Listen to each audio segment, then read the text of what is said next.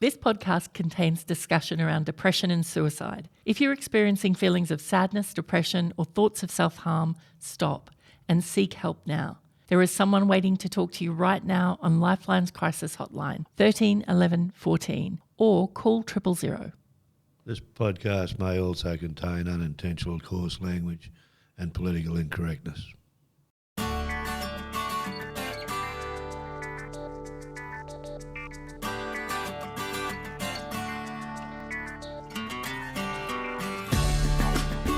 Welcome back to You Wouldn't Be Dead for Quids with Graham Cotter, the Augathella fella. I'm Ruth Guice and this is episode 6 of season 2. How you going there, Graham? Wouldn't be dead for Quids, Ruth. Yes. Today we're talking about releasing the past. Releasing the past so you can embrace the future, which is what Graham Cotter, Augathella fella is all about. How many of us do you think live in the past?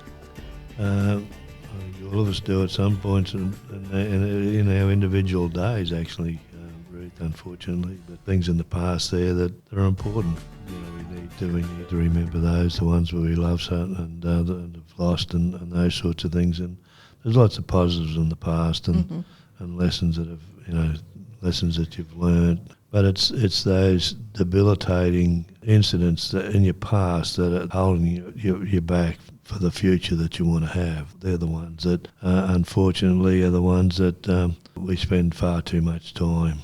So, something that might have happened when you were a teenager or when you were a child is actually still affecting you today. More often than not, these incidences happen when we're not in a position to do anything about them.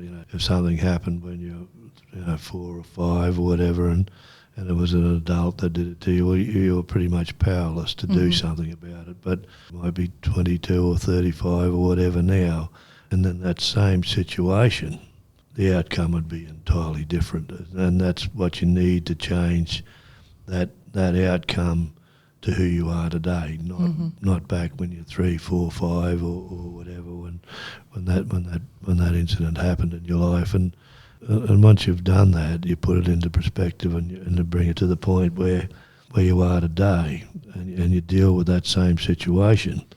The outcome's entirely different. And the amazing thing about that, Ruth, is when you change the outcome to today, the rest of your life changes, because that whatever happened that's held you back and tormented you for so much of your life has no relevance.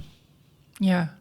It's interesting that something that might have happened, and it might have happened in minutes or hours or even a day, but then it affects the rest of your life.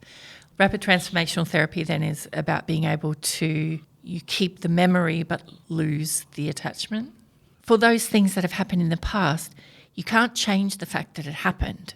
No, but you can change the significance of how it impacts on who you are today. And there's some rules of the mind, Ruth, that stay. They're part of being a human being. And one of the rules of the mind is keep you safe, safe and alive. And if we go back to some of the things that PTSD and in relation to things that have happened, maybe part of your working life or whatever, that events that have happened and it's very real, very traumatic events, and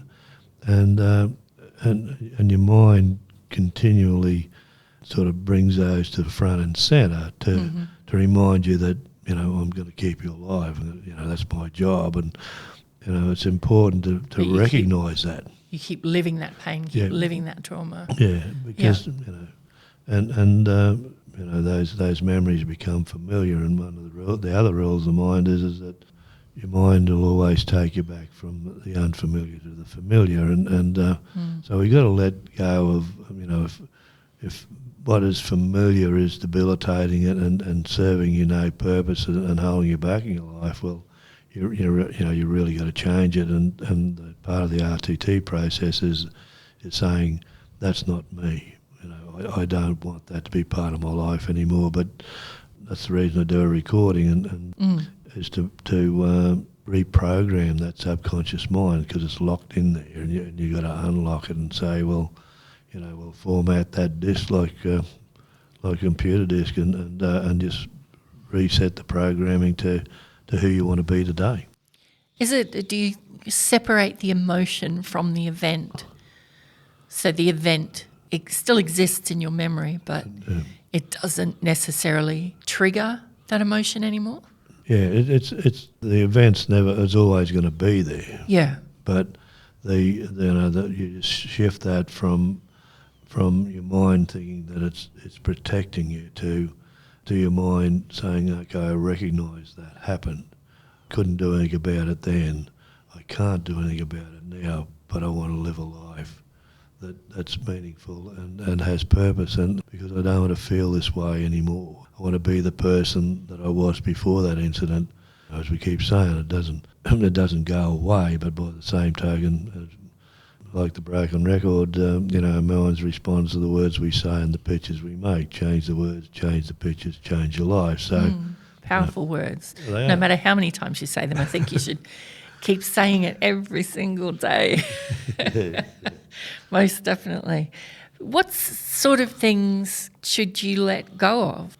Well, if it's holding you back, Ruth, you got to Yeah. let it go. So I guess so. If you've had a car accident when you were younger, or even a couple of years ago, but you seem to be stuck in that rut every day of not wanting to get into the car or living in fear in that sense, talking to someone or thinking about some rapid transformational therapy could actually help you remove some of that there, it's fear from actually, so that you're able to get in a car again. Yeah, you've just got to change. What's holding you back from being able to do that. You got to flip that and say, well, okay, well, if it was an event that happened like an accident or whatever, well, every time you hop in the car, that's not going to happen. Yeah. So, and I guess it's your perception and of how you see that incident and put it into perspective as who you want to be and how you want to live your life today. I'm thinking of that Eagles song, Hotel California, and there's one line where they say, "We are all just prisoners here of our own device." And I guess, something that's happened in the past does make you a prisoner of your own device. Yeah, well, that's exactly right. And like I mean to say, it's, Look at me quoting the Eagles. Yeah, that's all right. I'll forgive you. I Old like and the old. Eagles. Still listen to the Eagles. I guess, what you say there, we become prisoners to our past, like Yeah. me to say, and that's why we talk a lot about mindfulness and that's living in the present. As I said previously, that there's a lot of good memories in the past that we need to hang on to them because they're precious. It's the rubbish and the stuff that's holding us back from being the individual we want to be today. That's what we've got to let go of. So step one is knowing you don't have to hold on to it, knowing that you can let it go, knowing that you don't have to feel that way anymore if you don't want to. No. And then step two, I guess, is to talk to someone. Yeah, well, and a lot of times we feel a certain way and we know it doesn't feel right, and it may be that you're not. It's not obvious. It's not front and centre as to why you're feeling and behaving in a certain way. Case in point is people that are into relationships that are toxic and they continue to line up and enter those relationships and at some point that's in time what they're attracted to. that's what they're attracted to and they've got to understand when as part of that RTT process is you go back and you understand why that's happened, because And I think, as you said before, knowing what the common denominator is. Yeah. If you've had 5 bad relationships, what's the common denominator? Perhaps then there may be something that you want to look at and change because you're not doing it consciously. But one of the other things I find interesting is I got a lot going on up here, Graham. Doesn't sound like it. That often I can turn problems over and over and over and over and over in my head. But when I'm then able to talk about them, when I tell someone them, when they actually come out my mouth and they become real, I guess in a way, that's when I can often see the mistake in my thinking or see the flaw in my thinking when you actually talk to someone else. So because you can just keep turning it over and over in your mind, and you're perhaps not going to get anywhere. So one of the things is talk to someone.